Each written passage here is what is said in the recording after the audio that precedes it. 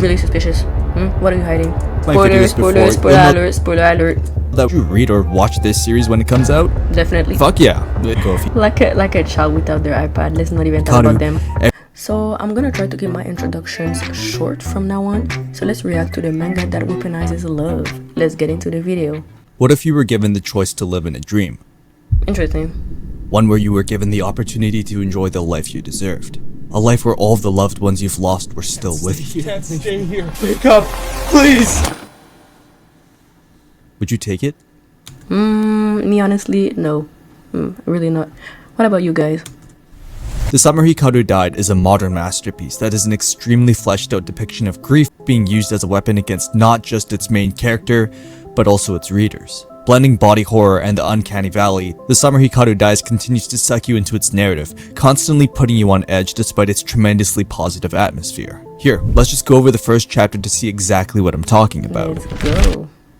The tone of this series is set immediately. Sorry, let me just do something. Immediately in the first chapter. It doesn't waste any time getting to the twist, and so it helps us in a way lower our guard right after this. We first meet Hikaru and Yoshiki after Hikaru has come back from his trip to the mountains. The two joke around about the by the way, I've never read the manga. I only watched the anime, which I absolutely loved, by the way. Of Hikaru's intonation of different words, and Yoshiki asks Hikaru if he remembers anything about his trip, but Hikaru doesn't remember a thing. Suspicious. Yoshiki doesn't trust him. That lack of memory really suspicious. What are you hiding? Makes no sense to him, and as such, it creates a feeling of unease. And so, Yoshiki says something to Hikaru, something that will confirm all of his suspicions, but also set a course of terror for Yoshiki. You're not Hikaru, are you? What the heck? How did you know? Acting, by the way. My imitation was supposed to be perfect. Don't tell a soul, please. For the first time in my life, I was living as a human. For the first time, I was able to enjoy my life. Who I am as a person and my body are both being borrowed. But I really do love you. Please don't tell anyone. I don't want to kill you. Okay, Hikaru. It's nice to see you. Like, what the fuck did I just read? I'm telling you, this story's really fucked up when you understand that these are middle schoolers, not full-grown adults. With that angle in mind, it makes this entire story way more than just your typical horror. It makes it something deeply disturbing, and more than that, it makes you think a lot. The story asks you questions that really make you sit down and ponder, such as what does it mean to have a soul and whether or not clinging to the comfort of an illusion is a worthy sacrifice. It makes you... That's literally why I said no at the beginning of the video, because at the end of the day, you know, it's just an illusion. And okay, like it might help you cope for like a week or two, but eventually I would start, you know, noticing too many differences between the illusion and the real person I knew. So what's the difference? Like, not what's the difference, but like what's the point, you know? Question what makes you, you. The result of this is a story that puts you in the shoes of a grieving victim. It's one that slowly eats away at your mind, making you lower your guard with Hikaru just like Yoshiki, despite the imminent danger he presents. Yet we as an audience can't help but see Hikaru as a goofball that doesn't present any harm. And just as Yoshiki locks his fears away, we do too. But we also feel conflicted. We know he's dangerous, but the story takes advantage of our naivety. It takes advantage of our humanity. And as we go through the manga, these feelings just continue to grow more problematic, leaving us vulnerable. Because at any moment, Hikaru could turn. At any moment, Hikaru could cease to be himself. True. And at any moment, someone could go missing. Yeah. And all of these too. feelings are perfectly encapsulated by the art style. Holy shit, the art is beautiful. The attention to detail that's put into these panels, the way that it feels like I'm watching a movie due to the angles, the fisheye lens that keeps coming back to help create imbalance. It's absolute cinema. The art keeps you on your toes. 1 second, everything seems I mean, the animation is stunning. perfectly calm. The next page, Yoshiki's engulfed in thoughts of doubt, screaming at himself for his inadequacy. The story drowns its viewers in warped text, amplifying the suffering Yoshiki is going through in a way that doesn't feel overused or corny. The paneling helps the story flow seamlessly from one section to the next, resulting in a manga where every panel feels purposeful. You want to pay attention to every little detail in this manga, and the art helps accentuate these feelings. I pray that Cygames Pictures can deliver on this, though from the trailer alone, it looks like they'll be able to. This shit looks absolutely magnificent. So should you read or watch this series when it comes out? Definitely. Fuck yeah, it's good.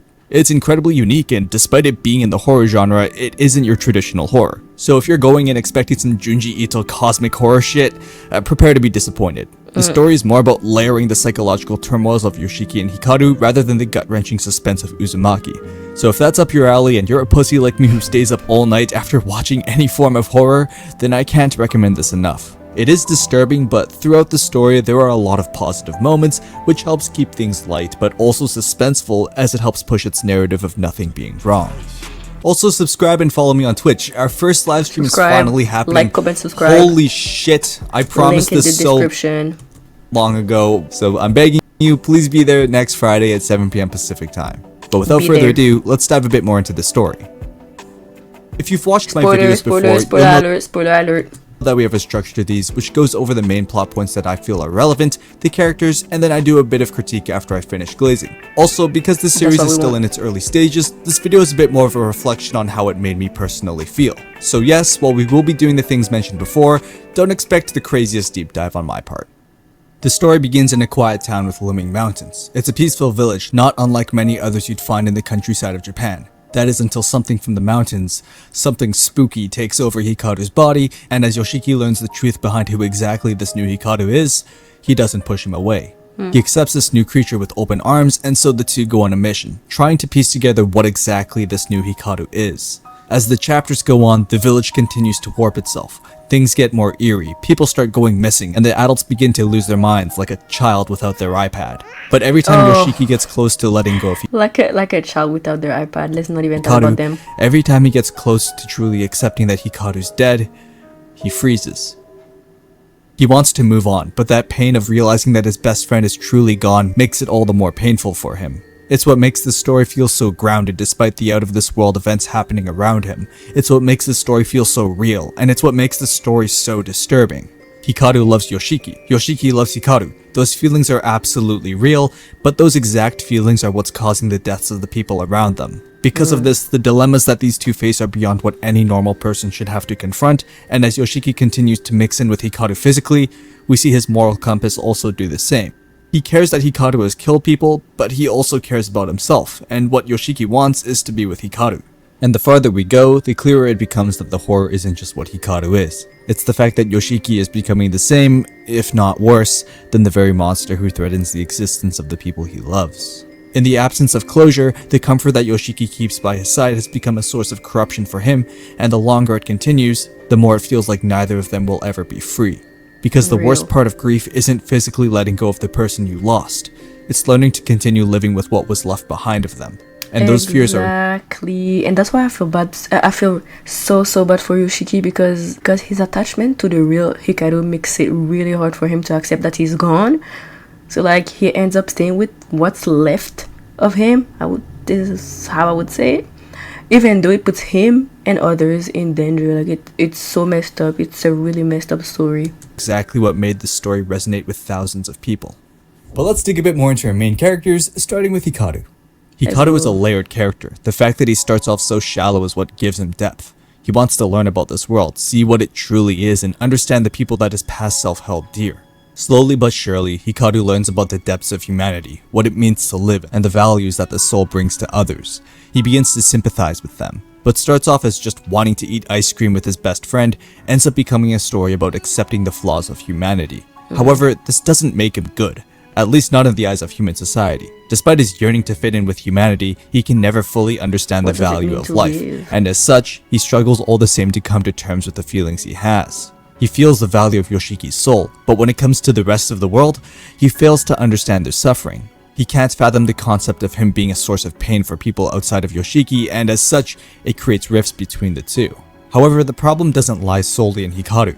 Yoshiki, despite his grievances towards Hikaru's way of thinking, still enables his behavior in his own way. Yoshiki can't come to terms with the fact that he is in fact grieving his best friend's death, and as such, he continues to allow Hikaru to roam free. What did I tell you? Oh, what did I tell you? Yoshiki's torment stems from the fact that he, and he alone, is grieving for Hikaru's death, at least in the beginning. Very few people can tell the differences between the current Hikaru and the old one, and so in fears of dooming the village he calls home, Yoshiki doesn't say a word. He keeps this horrifying event a secret from the world, and as such, it slowly erodes him. We hear his thoughts, and they're all crying in agony. Yoshiki may have a mouth, but he cannot scream. For the sake of the people he holds dear to him, he must stay quiet. And all this does is increase the stakes for our characters. As we go through the story, it shows that even when we disregard the psychological turmoil being inflicted upon Yoshiki, Hikaru isn't actually the same as he was before. They may share obvious qualities, and at face value it might seem like they're the same, but to the people who truly know him, this is a completely different person. The people that know he's not Hikaru see through his ruse, and as such, we see their differences. The current Hikaru is a perfect version of him, one that doesn't lie or act as mischievous as his previous iteration did. This one is slightly more straight-edged, does what is considered right in the eyes of the world, with the exception of fucking murder, and lives in a state of survival, whereas the old Hikaru was far more carefree. But could this just be a case of Hikaru growing up? His tastes and worldviews may have shifted, but isn't that just par for the course of growing pains? I guess what I'm trying to ask is, does this actually prove that they're completely different people, or is Hikaru just, in a way, growing up alongside this monster? But enough about Hikaru, let's talk about Yoshiki. Let's go. Actually, we already have been. This was a terrible segue. Yoshiki is a character who's being crushed between the value of life just as much as Hikaru is. For him. Look at this panel. Right here, this middle schooler is already trying to understand what defines the soul. Hikaru is alive to the rest of the world, but to him, Hikaru is dead. And so, Yoshiki gets stuck in a perpetual cycle of accepting and then denying Hikaru over and over and over. And that is really, really sad. Slowly but surely, we see It makes me want to grab for him. Yoshiki crumble apart. We see him go into denial, stating that he doesn't use Hikaru as cheap emotional relief. But we also see him admit in later chapters that he's only doing this for himself. So is Hikaru in a way alive, despite all arrows pointing otherwise, or is he well and truly dead? These questions echo in our mind, and as the story goes on, we see Yoshiki solidify his stance on his selfishness. We see him accept his ugly self, and as he continues to do so, he continues to mix in with Hikaru. While this might be a replacement for the real Hikaru, while this might just be an illusion, while this might bring harm to others, he doesn't care. He knows it's wrong. Even though it puts him and others in danger, like it. No, I have nothing to say, just look at my face. He knows it's cruel, he knows it can lead to more harm, What did I tell? but it doesn't matter. And all these feelings are That's amplified crazy. at the beach. The beach! I remember this scene was The so beach beautiful. scene is the perfect showcase of Yoshiki's true nature and the results of his agony. He says that he doesn't view the current Hikaru as the same person, yet his attachment to the new Hikaru is the same, if not stronger than his previous bond.